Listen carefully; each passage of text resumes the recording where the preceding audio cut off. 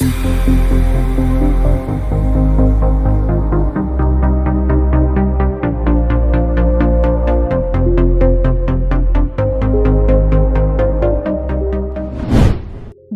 ये है प्रयागराज, जो उत्तर प्रदेश जैसे विशाल राज्य का एक ऐतिहासिक और धार्मिक शहर है।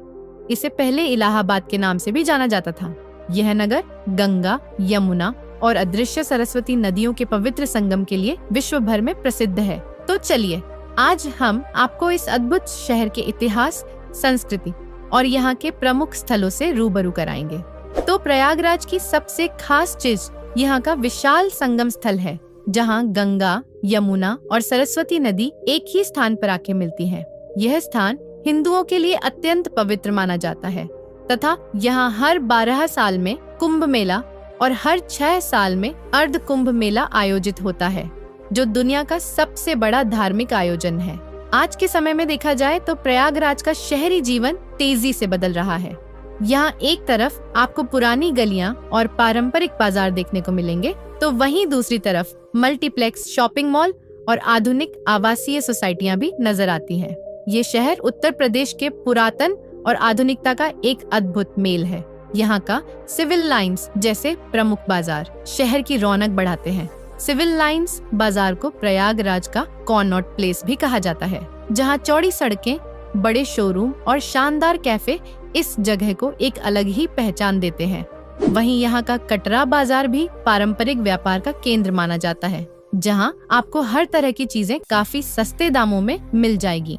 यदि उत्तर प्रदेश की सड़कों पर चलते हुए आपको ज्यादातर यूपी 70 नंबर प्लेट वाली गाड़ियाँ देखने को मिल जाए, तो समझ लीजिएगा कि आप भारत की पवित्र और ऐतिहासिक शहर प्रयागराज में प्रवेश कर चुके हैं। प्रयागराज भारत का वो शहर है जिसका इतिहास हजारों साल पुराना है। यह प्राचीन शहर वैदिक युग से ही धार्मिक और सांस्कृतिक गतिविधियों का केंद्र रहा है।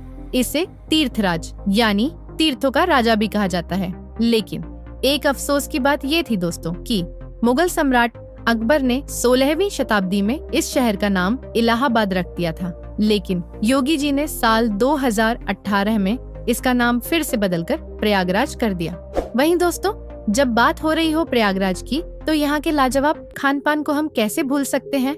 तो यदि आप कभी प्रयागराज की यात्रा पर आए, तो यहाँ की सड़कों पर सुबह सुबह मिलने वाली कचौरी सब्जी और जलेबी का स्वाद जरूर ट्राई करें। इन सब के अलावा आप यहाँ के घड़ी मटके वाली लस्सी का भी स्वाद चख सकते हैं। लगभग 5,04,82 वर्ग किलोमीटर के विशाल क्षेत्र पर फैला प्रयागराज आज अपनी घनी आबादी के लिए जाना जाता है। वहीं साल 2011 में किए गए जनगणना के आधार पर यहाँ की कुल आबादी तकरीबन 59 लाख लोगों की है।